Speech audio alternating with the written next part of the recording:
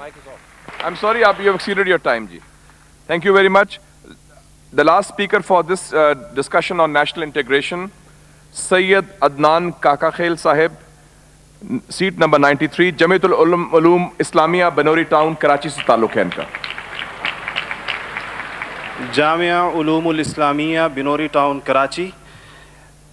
मेरे साथियों ने कल भी इस मौजू के ऊपर बहुत अच्छी बातें की.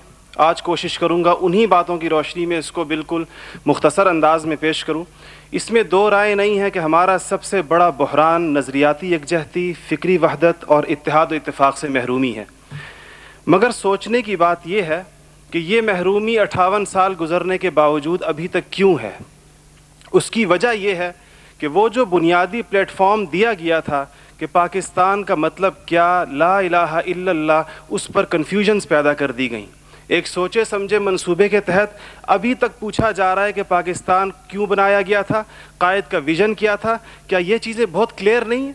और क्या इस सवाल का जवाब मैं या आप दे सकते हैं या वो नस्ल दे सकती है जिसने तख्लीक पाकिस्तान के खाके में अपने खून से रंग भरा था. ये उनकी रूहों के साथ मजाक है, ये उनकी रूहों के साथ मजाक है, ये उनकी कुर्बानियों का मजाक है कि जी आप तो कट मरे, हमें समझ ही ना आया कि आपका मसला क्या था. हमारा दूसरा बड़ा मसला अमन व अमान की दिगरगूं सूरत हाल है और बदकिस्मती से इसको बाज़ औक़ात कहा जाता है कि इस्लाम ज़िम्मेदार है. हालांकि कुरान का मुताला बताता है कि सबसे ज़्यादा इस्लाम अमन व अमान के ऊपर ज़ोर देता है. इब्राहीम अलैहिस्सलाम की दुआ तो ज़रा देखिए.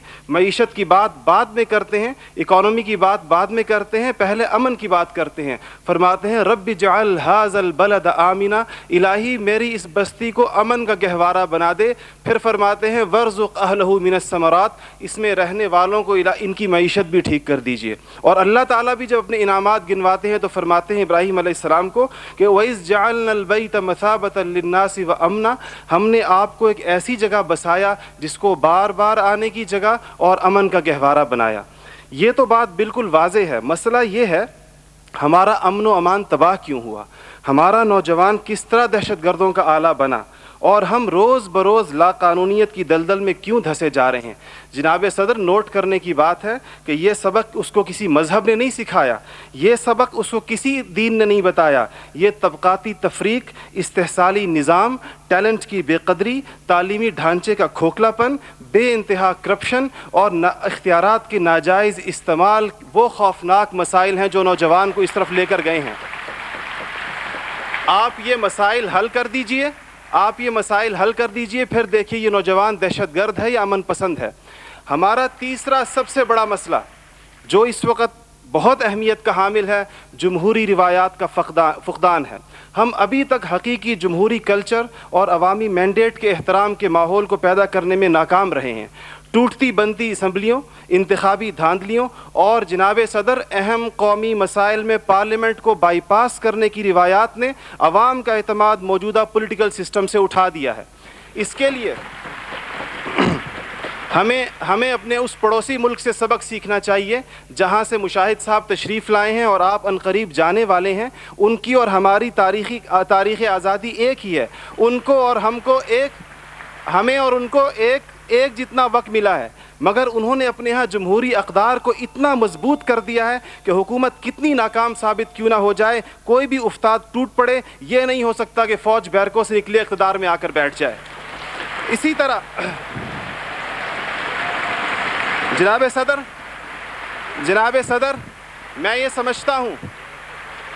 समझता हूँ कि आज इस हॉल में लगी हुई कायद की तस्वीर आपसे पूछ रही है, आगे आप खड़े हुए हैं कि जनरल तुम तो सरहदों के रखवाले हो, तुमको ईवान इक़्तिदार की राह किसने दिखाई है. और जनाब वाली, जनाब आला, हमारा तीसरा सबसे बड़ा मसला एलीट क्लास इकॉनमी है.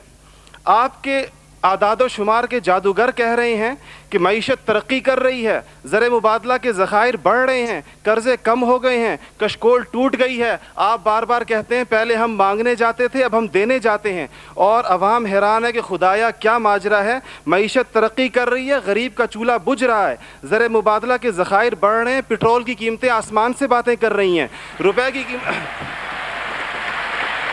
روپے کی قیمت ڈی ویلیو ہوتے ہوتے کہاں آ کھڑی ہوئی ہے. اور اس کے بعد ایک اور بات جناب صدر, آپ نے کہا کہ بسنت منانے سے کچھ نہیں ہوتا. اسلام تفریح سے ہرگز منع نہیں کرتا, بلکہ صحت مند تفریح کی حوصلہ افزائی کرتا ہے, مگر خدارا محروموں لاچاروں کی آرزوؤں کے مزار پر دھما چوکڑی نہ مچائی جائے. دیکھیں اسلام یہ کہتا ہے اگر ایک گھر کے اندر ایک عجیب تاثر ہے, ٹھیک ہے لوگ انفرادی طور پہ پتنگ اڑائیں, کوئی اس کو حرام نہیں کہتا, مگر جب ایک غریب دیکھتا ہے کہ میرے پیٹ میں روٹی نہیں, میرا صدر پتنگ بازی کر رہا ہے, تو وہ یوں سمجھتا ہے کہ ہمارے درمیان کوئی گیپ ہے.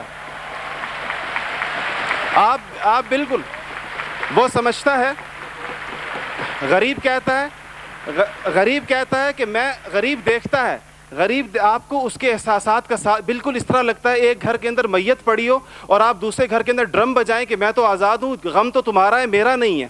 تو اس کو کوئی بھی اس کی اجازت نہیں دے گا, کوئی بھی مذہب کہے گا کہ نہیں, اس کا احساس کیجئے, اس کے اشک شوئی کریں, اس کو سینے سے لگائیے. اس کے علاوہ جناب صدر ایک بہت اہم بات جو ہم محسوس کرتے ہیں کہ بعض مسائل آپ کے لہجے کی کرختی کی وجہ سے خراب ہوتے ہیں. آپ بلوچستان کے عوام سے کہتے ہیں تمہیں ہم وہاں سے ہٹ کریں گے, تمہیں پتہ ہی نہیں چلے گا ہم نے تمہیں کہاں سے ہٹ کیا ہے. یہ چیزیں آپ قوم کے بڑے ہیں, آپ کو بالکل قوم سے اس انداز میں گفتگو کرنی چاہیے جس طرح آپ اپنے بیٹے بلال سے گفتگو کرتے ہیں. آپ کو اس کے جناب صدر آپ کا لہجہ جو ہے, وردی کی بات میری بہن نے کی, وردی کی بات تو آپ نے خود 14 کروڑ عوام سے کہا تھا میں 31 دسمبر کو اتار دوں گا, پھر قوم کے وسیع تر مفاد میں آپ وعدے سے مکر گئے.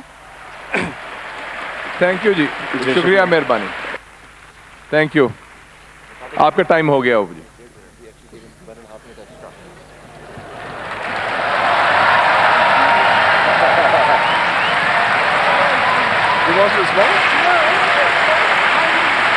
Respond کریں کوئی.